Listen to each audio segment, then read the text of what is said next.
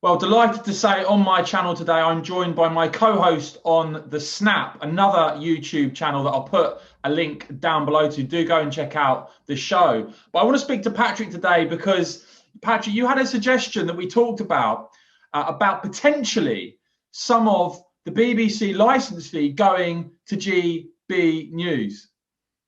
Yes, absolutely. The BBC makes about £3.5 billion a year out of the license fee, which is about 70% of its overall 5 billion income. But back even in, I think it was in 2013, 2014, Grant Shapps floated the idea that it could share some of that with other public service broadcasting. And I think that's a very good idea. And for instance, GB News has raised £60 million in order to be able to get into the marketplace and offer viewers something a bit different on the news front, news that's straight down the line and not subject to woke left-wing bias. Now, imagine what just say £100 million slice of the license fee would do. It would be transformative, and it would bring more viewpoint diversity and guarantee a long-term future for GB News. And that would only equate to about 3.5% of the license fee income. So I think if Grant Shapps thought that was potentially a good idea 6 or 7 years ago, we've got a full Conservative government with a big majority now. So come on, Shapps, get ahead with that, implement it, take some of the license fee to share it around for more diversity of viewpoint.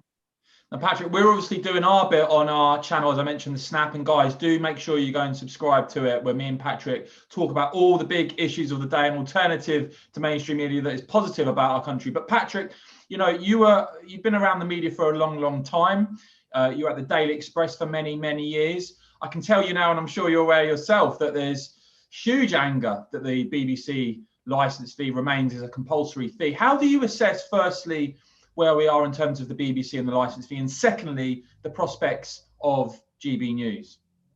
Well, I think on the license fee, all the signs are that the government are going to choke on this one and they're going to renew the license fee. And I think, to be honest, there's a bit of a cosy deal where the BBC has the license fee and commercial broadcasters have a free run advertising. The Tories been rattling sabres about this for years. But will they ever actually pull the plug on the license fee? I don't personally see it this time round. So I think on the margins, they're trying to have a bit more leverage over the BBC and pull it towards a kind of fairer representation of the viewpoints that are held across the country. I don't see that working. I think it's endemic woke metropolitan dominance, which is why I flagged up this idea of slicing off a little slice, just a little slice of the pie, to give an innovative, dynamic new news broadcaster a fair crack of the whip. So no, I'm afraid I don't see the Tories now pulling the plug on the license fee. And where do you sort of, obviously, as I said, again, we're doing our own channel here on YouTube, The Snap, providing an alternative. Guys, do go and check it out. But Patrick, how do you assess GB News, their prospects of being successful? Obviously, they've announced some launch shows now. What do you think they need to do? Because I know from the commenters, those who watch my channel here and on The Snap as well, there is a huge desire for that alternative, hence channels like this, channels like The Snap growing. But there is a huge desire for that TV news alternative from GB News as well. What do you think they need to do to be successful? Well, I think the production values have got to be pretty slick and pretty good. But people I talk to say that side of things, is being fine-tuned, and it will be kind of right up among the best in the industry, which is great.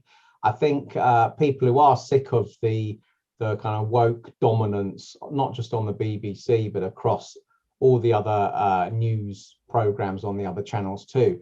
We need to rally behind GB News, make a point of watching it, particularly the flagship early evening news show, or Andrew Neil's early evening show too, and give them some good viewer ratings. I think they'll get a bit of a bumpy time where parts of the intolerant left, even before they've come out, are trying to organise advertising or pressurise advertisers to boycott the channel and claiming it's hate fueled or whatever. when it hasn't even broadcast a single minute yet. So I think the agenda is preset from the left. I think it's got a formidable array of hurdles to clear. It's a real David and Goliath situation, but the audience is certainly there. The appetite is there. And in Andrew Neil, they've got a very experienced, very high caliber chairman. So I'm going to be watching it, and let's hope it goes from strength to strength. Now, as I mentioned, we've been doing our own news show here on YouTube, The Snap. I'll repeat it again. I'll put the link down below. People to go and subscribe to it and check it out. But one of the things we've talked about, Patrick, is being, you know, outside of that metropolitan bubble. And before the latest set of elections, for instance, you know, we could see that Keir Starmer's Labour Party were in massive trouble, even as some obsessed over curtains in Westminster. I think we got that absolutely bang on. And I think, you know, moving forward, Patrick, what do you think people can expect to see on the Snap? Can you give people a little taste of what we talk about? Yeah, we're going to be talking about things that people out in the country regard as common sense and support, and yet don't get covered in the so-called mainstream media. So a few years ago, you know, Brexit and leaving the EU was said to be a fringe view held by a bunch of Europhobes and Little Englanders, and it turned out that actually it was the most common take on the EU out in the country at large. There's loads of other issues where that applies. Law and order, and whether you should send criminals to prison is one of those. Whether the immigration system is in fact too soft rather than too tough, which is all you hear on the mainstream news channels and in the House of Commons, is claims that the immigration system's too draconian. Well, I think most people out in the country think that's a load of rubbish for a start. So that's another issue that we'll be looking at. The whole woke idea and the idea that Britain is some incredibly racist country, structural racism, basically the viewpoint that pours out of your television at the moment, telling young people from ethnic minority backgrounds almost there's no point in them bothering because everything's so weighted against them, and white people want them to fail. Well, you know, that doesn't accord to the reality of our great country either. So, you know, across a very wide range of issues, we'll be bringing common sense to bear, and we're not trapped by this metropolitan bubble that I think the vast majority of political commentary comes from. And finally, Patrick, I think I know what the answer is going to be to this, but what do you think are the chances of a slice of the BBC's licence fee being redirected to GB News? Well, I think I've just floated the idea.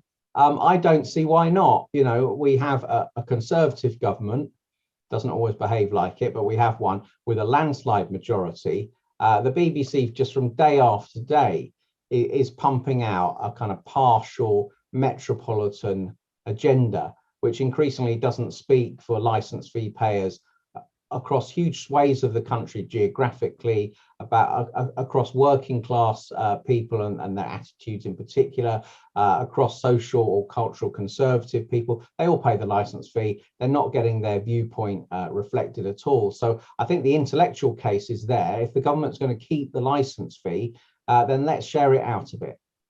Absolutely. And Patrick, it's been great to speak here on the channel. As I said, guys, do check out our show, The Snap. I will put a link down below. If you enjoyed this video, I've been enjoying our shows. We're going to be doing more shows this week. So do go and check out The Snap. And Patrick, we'll talk again soon. Speak soon, Michael.